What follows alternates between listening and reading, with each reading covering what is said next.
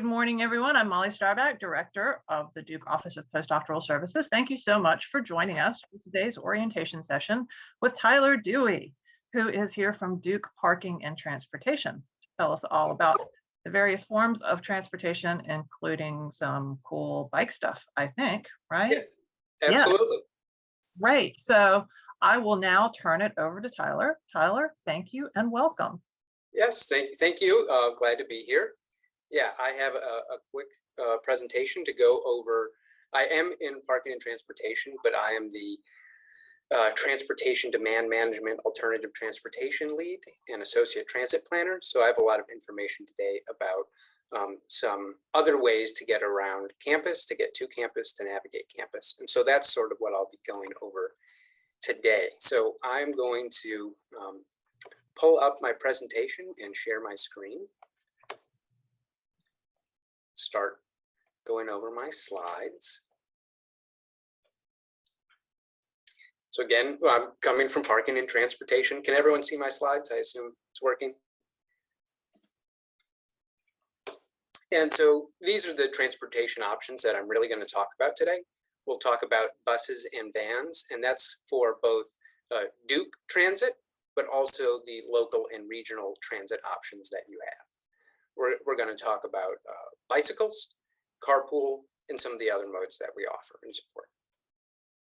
I will note, and many of you may have started to realize this already, parking on campus is regulated and it can be expensive, which is why we want to offer all the other options that we have, not just individual single occupancy vehicles and individual parking permits.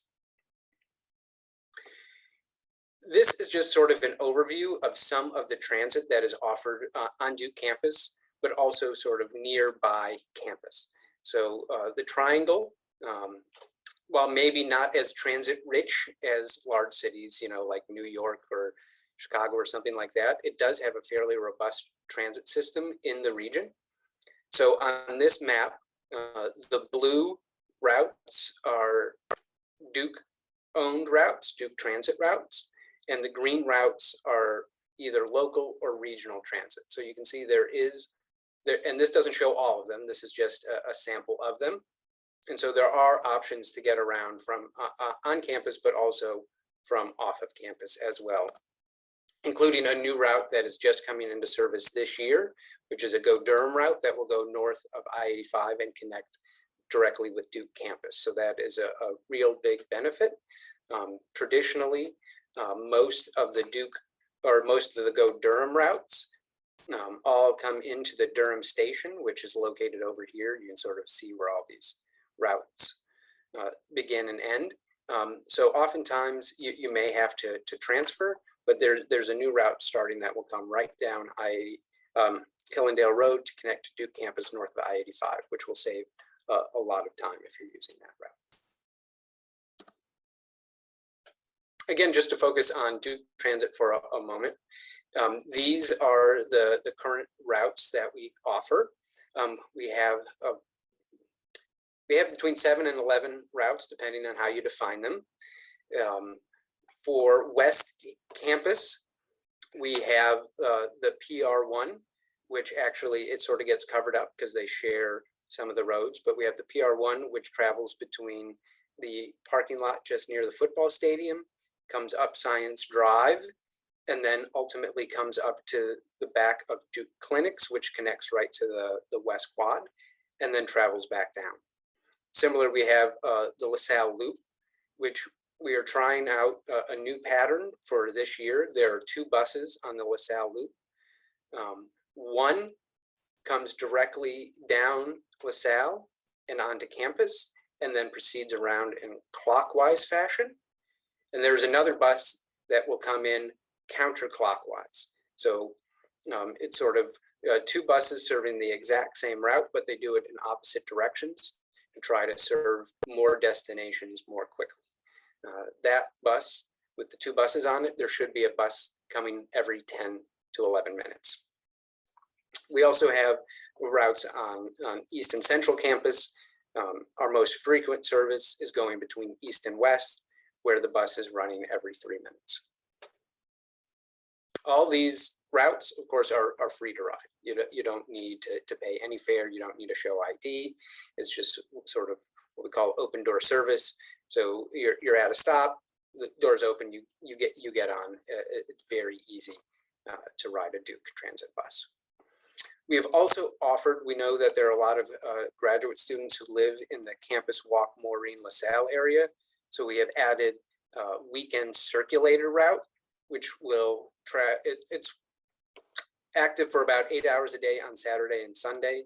I believe about 10 to 6, 10 to 6:30 on Saturdays and noon to 8 on Sundays, to serve many of the same locations that the bus serves Monday through Friday, but providing that service on the weekend. At the moment, face masks are still required for all passengers. We were just talking about it in the office the other day. The level of community spread in Durham is still elevated, so we still are requiring face masks on the buses. All our drivers will be wearing them as well. Local transit is free again this year. So since really the pandemic has started, all of the local and regional buses have gone fare free. So you don't need a fare card. You don't need to show ID, just like the Duke transit buses. The doors open and you get on. The same is true for all the local and regional buses. This is going to be extended. It's set in stone that it will be free through June 2023.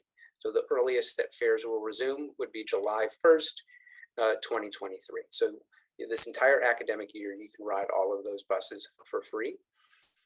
This is what our Go Pass, which was our free fare card for students, look like.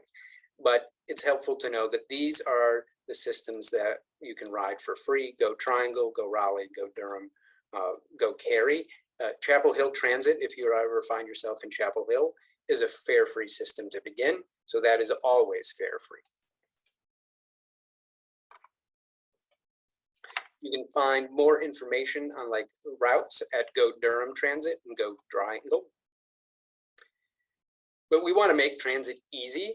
And so you can use the same phone app for all of these systems. So we partnered with Transloc to do real-time bus tracking. For those of you who feel comfortable on a smartphone, we do have that app that's just the Transloc app. There are also desktop versions at duke.transloc.com for just Duke specific information, and then triangle.transloc.com for the information about all the transit that operate regionally. This is a screenshot from the app. It shows our C1 route. So all the routes where the bus goes will be outlined in a unique color. It will note all the stops. You can get, if you click on a stop, you would see all the times that that stop will be served. And then the little arrow icons represent the real-time location of the bus. So you can see which direction it's headed. You can estimate when it will arrive. This is what the desktop version looks like. With the desktop version, it's live, so it will only show information based on the service that is currently offered at the moment. So when I took this screenshot, it was during summer, so we had limited bus service. This is more important if you're looking sort of regionally. There are some routes regionally. For example, the DRX is an express bus service that goes between Durham and Raleigh, but it only is in service sort of in those morning hours, in the afternoon and evening hours. It's not all day service. So if you check at noon when the bus is not running, you won't see that route displayed. So it only displays sort of the routes that are running at the moment that you are checking the website.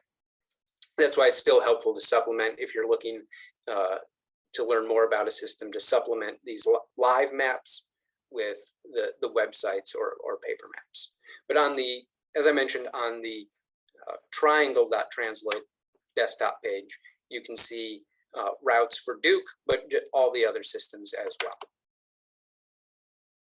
We and the other systems are also on Google.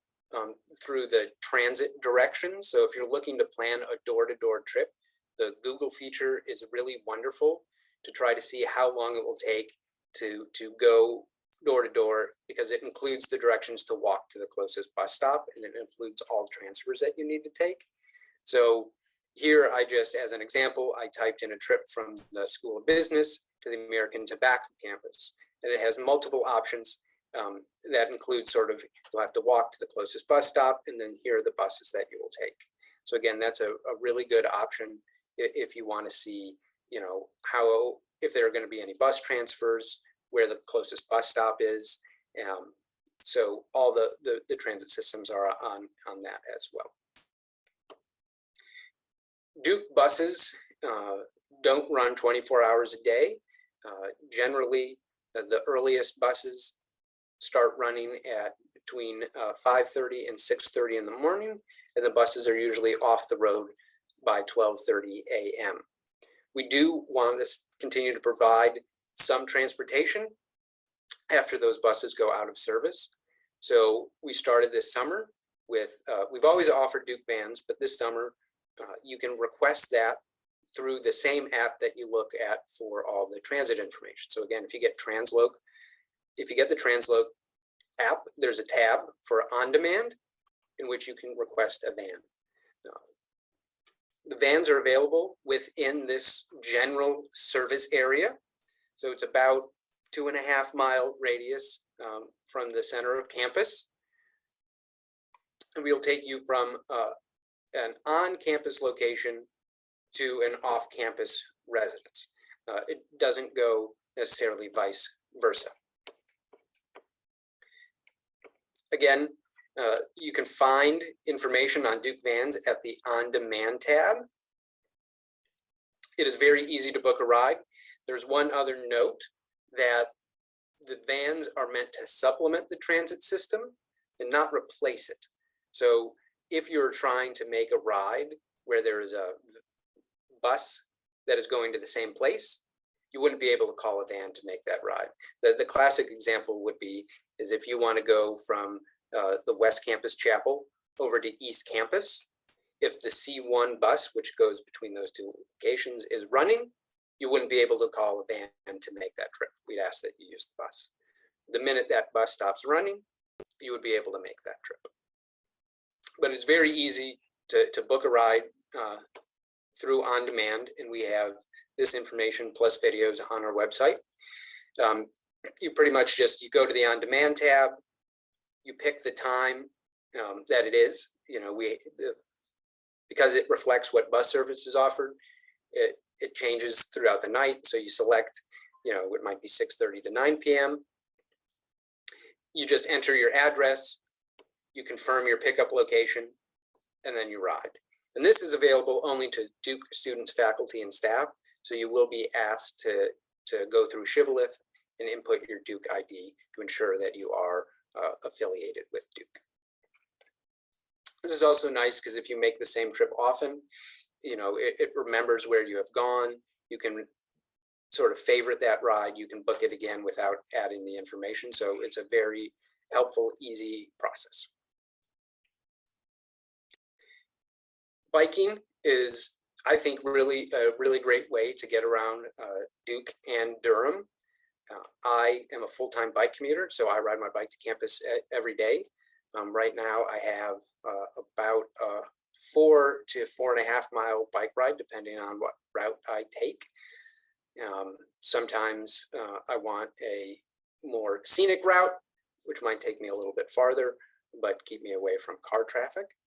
For full-time bike commuters, we do have a lot of benefits, including shower access. You get a bike benefit stickers, which makes you eligible for discounts at local businesses.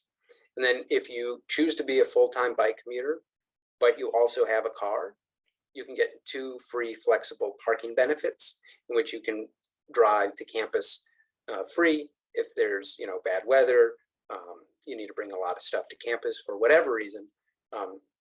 There is some flexibility there as well. We have almost 3,000 bike parking spaces on campus. Many of them are covered. In this picture, this is the Science Drive garage. where the racks are inside and covered and kept out of the elements. We also have 5 repair stations on campus. Again, you can see one in the picture where they have a pump and tools. There's also a QR code on the tool stand that links to videos to sort of walk you through any basic repairs you need to make. It's not going to be as full service as a bike shop, but it will certainly help, you know, tighten things up, fix a flat tire, do some of the basic maintenance that you might encounter on a bike ride in. There are a couple of great maps that you can look on to help plan a trip, either just on campus or to get to campus. And that's maps.duke.edu, which looks like this. So if you go onto that main map page, if you navigate to parking and bicycle, it's a map of all the bike racks on campus. So if you're ever wondering, oh, is there any bike parking near my building? You can go on there and you can see the locations of all the bike racks. I'll make one note. At the moment, it doesn't have information about how many spaces, it's just where the racks are. So there are some places like over at the Fitzpatrick Engineering Building where there might be one location where we have like 80 bike parking spaces. That will look the same as a location that may only have one rack. So this just sort of says where they are. At the moment, it doesn't yet say how many individual spaces are available there. And then this is a version of that Durham hike bike map that I was mentioning. There, we have a paper copy of this. We just checked recently, and it looks like for some reason the online map link is broken. I've sent in a request to the city of Durham to see why it's not working at the moment. We also have paper maps in the office, but the nice thing about the hike bike map, they have it for the entire county, but they have taken the roads and they have color coded them according to how comfortable they may be to ride a bike. So yellow, red roads are roads often used, you can see up here, often used by experienced cyclists. So they may have higher speeds, higher traffic volumes. So you're going to encounter more cars. So for some people, that is not a problem. They're more than comfortable riding on a road like that. For others, you might want to use a bike lane, which they mark out in blue. They have marked all the multi-use paths, which are completely separated from the road. The hike bike map also has hiking trails in the county as well. So it's a really great resource. You can use it to sort of plan out. If you are interested in riding on campus, it can be helpful, but if you're interested in commuting to campus or just riding around Durham, it's a very, very helpful resource. I am from parking, so we do have information about parking. I am responsible for our carpool program. So student parking is available at varying rates depending on where you park. Same for employees. If you carpool, and right now we offer 2- and 3-person carpool, you get discounts based on the fact that it helps us reduce the parking demand, and it also helps us reduce the amount of pollution and emissions related to commuting. So it really is sort of a program to try to encourage folks to not drive a single occupancy vehicle as often, try to reduce parking demand and reduce the amount of emissions related to coming onto campus. So for a 2-person carpool, you would split the cost of an individual permit. So depending on what lot you're in, you would look at the individual rate and the 2 people would just split that rate. For a 3-person carpool, it would be just a set flat fee of $87 per person for the entire year. So a big discount if you can find 3 people or 2 other people to carpool with you. Again, there's more information about carpooling. We do have a few rules and regulations, and you can find that on our carpool page. If you've been on campus, you may also see that we do allow a couple of shared rental scooter companies to operate on campus. Spin gives a discount to anyone with a duke.edu email to unlock the scooter. For both, almost all the shared scooters, there's sort of like an unlock fee to rent it, and then you get charged a small fee per mile. So the spin scooters, it's more affordable. It's a discounted rate to unlock it, and then it's about 15 cents a mile or minute to ride it after that. So spins are offered, as are birds. So you'll see those around campus. With those, due to the speeds at which they travel, they're not allowed to operate sort of on the main west quad or in the Duke Gardens. If you try to drive into one of those areas, the scooter will start beeping at you and tell you to stop, and then eventually the scooter will just stop running altogether. But for most trips that you're taking, there are a lot. I'm in the Science Drive garage where our office is located this morning. There are often scooters right outside that garage. We know a lot of graduate students park there. And so you can hop out a scooter and ride to a different part of campus. Those are our main programs. So here is my contact information. If you have more specific questions that you want to follow up via email or phone, you have my information. If you have questions about sort of individual parking permits, I'd recommend you go to our main Tran Park at duke.edu. They'll have, I don't keep up with the individual parking as much with the other programs, but I will stop sharing my screen. I might bring that back up if anybody has any questions, but if anyone has any questions, I'm more than happy to answer them now.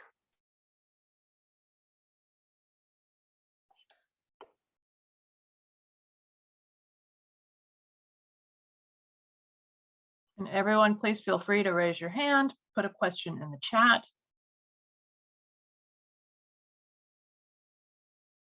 Tyler, I think you mentioned to me that there's plans for a bike path down Irwin. Is that right? Yes, it's actually just, they've done the work very, very quickly. So they've actually started to stripe it out. So there will be right now 15th and Anderson, which sort of comes right down the middle of campus.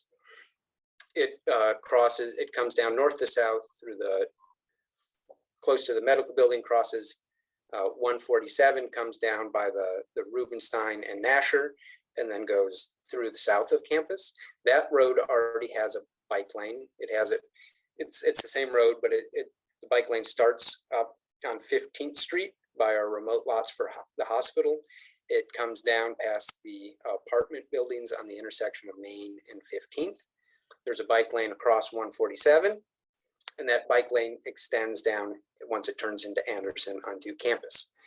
And then on Irwin, between 15th and Main Street to the east, there's been a bike lane for a while. And now they're going to extend that bike lane west between 15th Anderson intersection and Flowers Drive. So it won't get you all the way to the hospital, but it'll get you to Flowers Drive, which might be a more comfortable way to get through campus, depending on where your final destination is. It might be a more direct route to the heart of campus. And that is going to be, there's going to be a bike lane on both sides of the street on Irwin. And there are plans to, right now they're just striping it. The paving and the striping hasn't been fully finished yet.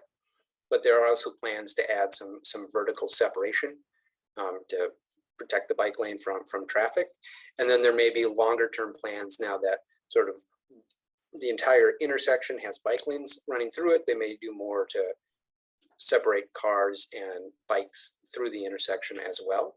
And I believe the plan is once on east and west, that also going to be adding room to the bike lane so that you can go from Flowers Drive almost all the way back to Main Street and East Campus on Irwin Road in a very sizable, generous buffered bike lane. All right, that is good news for, I think there's a term for bicyclists like me. I would say scaredy cat, but yeah. There's been a lot of survey work, and usually say that they break people into sort of the enthused and confident, the sort of fearless, the enthused and confident, the interested but concerned is what a lot of people are, where, very interested in biking, would love to try it more, but concerned about having to mix with traffic without any sort of bike lane or dedicated space. Right.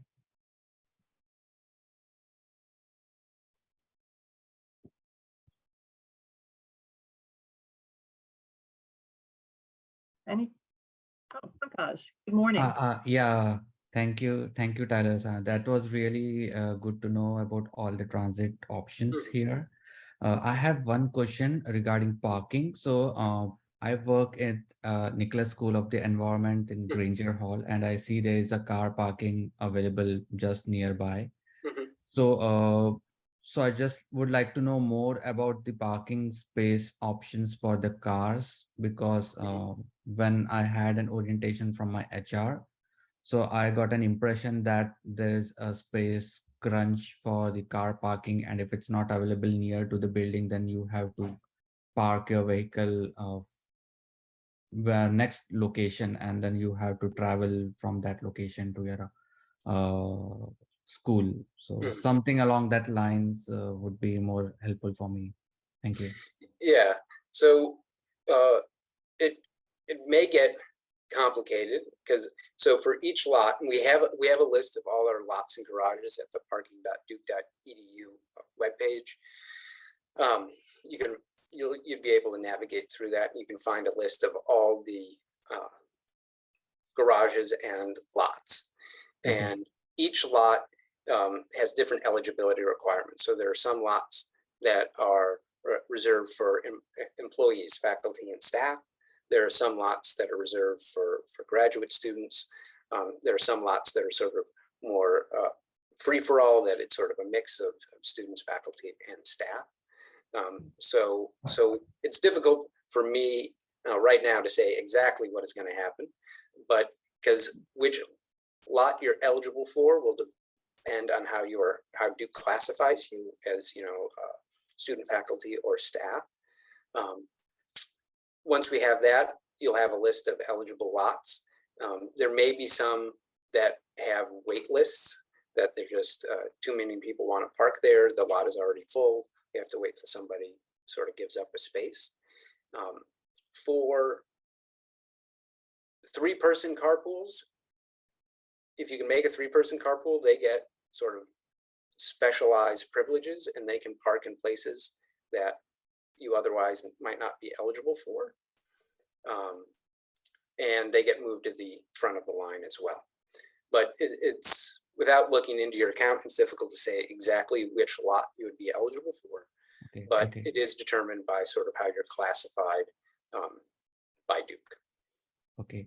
So in case of carpool, if there are 3 people who are doing a carpool, so that car has to be registered with the system. So only one car, or it can be like multiple? It can be 3. We'd prefer 3. Okay. So if it's a 3-person carpool, we prefer 3. And then you would share that you would get one individual hang tag, and you'd share it between the cars depending on who is coming in that day. And then in the carpool, for a 2-person or a 3-person, every member of that also gets 2 flexible days of parking. So if 2 people need to drive in on the same day, one person would use the hang tag, or 2 people would use the hang tag, and the other person would download sort of like a free QR code to park at the same time. So there is some flexibility. All the individual permits also come with night and after hours access. So the lots, it changes throughout the day, but pretty much after 5 p.m. You can park in other lots. So overnight, 5 p.m. to 7 a.m., you can park in a lot more lots, because we know the demand for parking goes way down overnight as a lot of employees leave.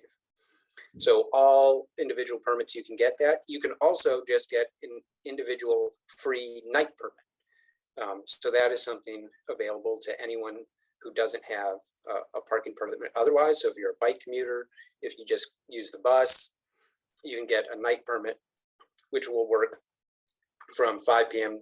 to 7 and on the weekends, where you can park in a lot of lots for free. Okay, great. Thank you. You're welcome.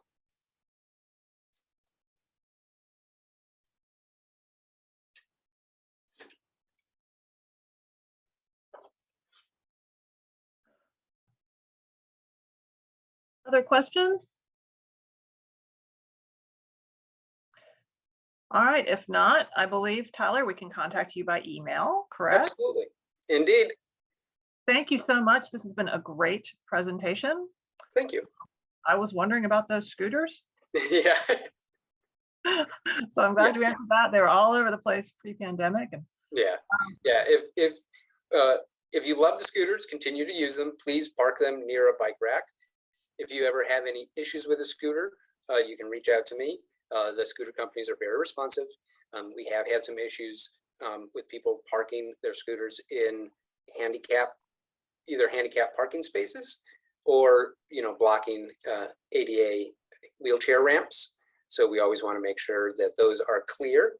So if you see anything that troubles you about scooters, you can also email me about that as well. thank you so much, Tyler. Thank you, everyone, for joining us today. And have a good rest of your day. All righty. Thank you so much. Bye-bye. Bye-bye, everybody. Bye.